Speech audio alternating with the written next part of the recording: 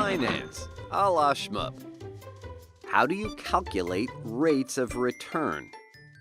Well, invest $1, get more than $1 back, right? Well, yeah, you hope so anyway, in finance land, in Wall Street, and any other professional gig. Well, rates of return from financial investments are generally stated as annual returns. So calculating a rate of return revolves around the 1 year at a time thing. There are a ton of curveballs that get thrown into these calculations. Here's a big one: dividends. Well, guess what? Clueless financial journalists with little to no real schooling in finance quote stock market returns all the time. Let's say that shares in Random Example Industries traded at the same price at the beginning of the 1970s as they did at the end of the decade. Prices for Random Example Industries were totally flat from 1970 to 1980. That's what one of those journalists might say. And they don't even get fired for making such a narrow statement. Yeah, nothing happened at all.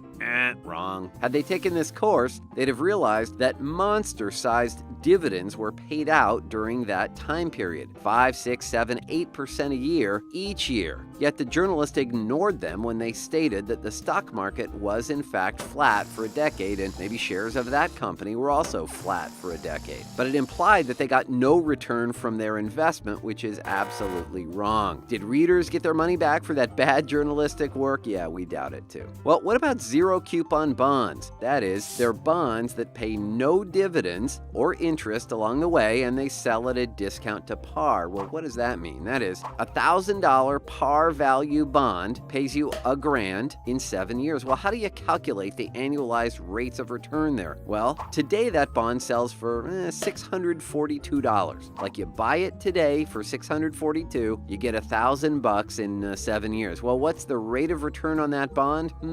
Well, vanilla bonds like these were a whole lot easier to calculate because, like, you got the interest rate right there on the thingy. Yeah. So the question is really, what interest rate will accrue and then compound for this bond such that in exactly 7 years you get $1,000? Well, if it compounded at 10% a year, the compounding would look like this. Yeah, see the table right there. And whoa, we've already passed the grand way ahead of 7 years. So the compound rate must be less than 10%, right? Well, what if it compounded at 5% a year? Well, then the rates of return would look like this. And basically, we're just multiplying 1.05 times the 642. Then we take that compound total, we multiply 1.05 again, and so on and so on. Much closer. Well, here's the formula you'll want to remember, where F is the face value, PV is the present value, and N is the number of periods. Well, in our example, the face value is $1,000, the present value is $642, and the number of periods is the number of years, or 7 years.